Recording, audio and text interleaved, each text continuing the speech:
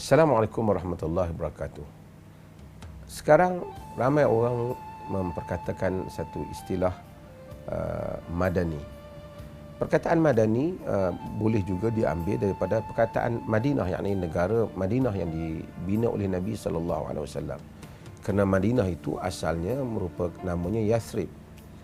Tapi apabila Nabi sallallahu alaihi wasallam telah menguasai Madinah, Madinah Yathrib dinamakan dengan Madinah. Ataupun kita panggil Madinatul Rasul kerana Rasulullah sallallahu alaihi wasallam berada di situ. Dan Madinah diperintah oleh Nabi sallallahu alaihi wasallam, Abu Bakar, Umar dan Uthman kemudian Ali. Mereka merupakan pemerintah Madinah yang menjadi contoh teladan yang disebut Rasulullah dan Al-Khulafa Ar-Rashidun, Rasulullah dan Khulafa Ar-Rashidun. Saya ingin membuat satu contoh daripada contoh negara madani jika kita memperkatakan tentang negara madani. Pada zaman Sayyidina Umar bin Khattab, kerana Sayyidina Umar bin Khattab merupakan pelambang kepada pemerintahan yang sangat menarik. Bukan Abu Bakar tidak menarik, tetapi oleh kerana Abu Bakar itu tempohnya hanya 2 tahun lebih, tapi Umar tempohnya agak panjang, iaitu 10 tahun. Dan banyak pembaharuan yang dibuat oleh Sayyidina Umar pada zaman pemerintahannya. Allah Subhanahu Wa Taala di samping memberikan kejayaan pada zaman Sayyidina Umar, jatuhnya Rom, Parsi, segala harta-harta kerajaan-kerajaan besar dunia datang ke Madinah, di mana kerajaan Parsi yang besar, segala singgahsana dan segala harta-hartanya ataupun segala pakaian-pakaian Parsi yang hebat telah dibawa ke Madinah kerana ia sebahagian daripada harta rampasan perang. Tentera-tentera Rom, pasukan-pasukan Rom telah jatuh dan kerajaan-kerajaan itu jatuh di bawah pemerintahan Umar bin Khattab radhiyallahu anhu. Namun Umar bin Khattab terkenal sebagai pemerintah yang zuhud.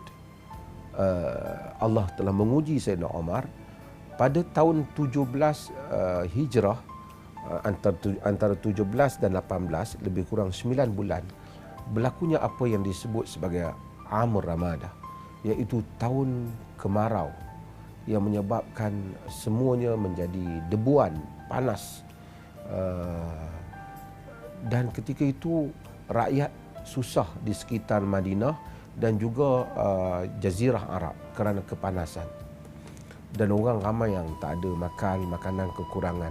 Sayyidina Umar terpaksa hantar surat kepada gubernur-gubernur supaya menghantar makan. Gubernur-gubernur di luar daripada Syam, gubernur-gubernur di Mesir menghantar makanan untuk membantu penduduk Jaziratul Arab khususnya dan Madinah dan mereka yang berada di bersekitaran Madinah.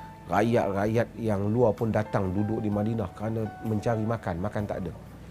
Apa yang menarik ialah Sayyidina Umar bin Khattab radhiyallahu an, dia pada musim itu ahli sejarah telah menyebut sehingga telah pucat wajah Umar disebabkan dia tak makan, melainkan hanya memakan roti kering dan minyak zaitun sahaja.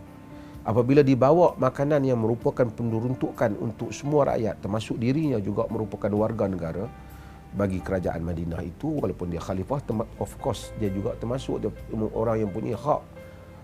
Umar bin Khattab apabila dibawa kepada dia daging di belakang unta ataupun sinam, dibawa kibdah daging unta, Umar bin Khattab tidak makan.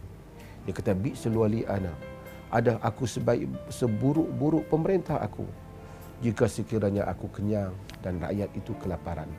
Bahkan antara kata-kata Umar yang disebut dalam sejarah ialah Umar menyatakan bahawasanya apabila perutnya berbunyi disebabkan kelaparan, dia menyatakan qarqaril aw la taqarqar la taqul hatta ya'kulan nas. Sama ada engkau berbunyi ataupun engkau tidak berbunyi, engkau tidak akan makan sehinggalah rakyat engkau makan. Ini adalah merupakan contoh pemerintah madani jika kita ingin melihat pemerintahan madani yang menjadi contoh kepada kehidupan manusia. Mungkin kita tak dapat sampai ke peringkat itu, tetapi kita tak boleh samakan nilai yang ada pada diri kita dengan apa yang telah dilakukan oleh para sahabat yang merupakan terutamanya Khulafa Ar-Rashidin di dalam pemerintahan mereka. Dan inilah tanda kewarakan pemerintah yang senantiasa mendahulukan rakyat melebihi diri mereka sendiri. Kita mungkin tak boleh jadi seperti Umar bin Khattab, tetapi sekurang-kurangnya pemerintah janganlah membelasah harta benda rakyat ataupun mengambil harta benda rakyat ataupun membiarkan rasuah berleluasa di dalam negara atau bersekongkol dengan mereka yang menjadi perasuah ataupun membebaskan perasuah di atas kepentingan politik diri sendiri.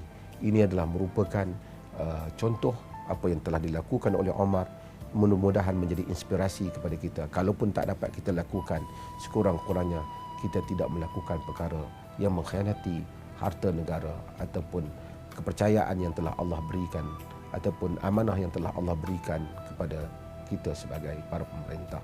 Ini adalah merupakan nasihat saya daripada rakyat Marahin kepada mereka yang memerintah di negeri ini ataupun di negara ini dan mana-mana saja pemerintah yang ada dalam dunia Islam ini.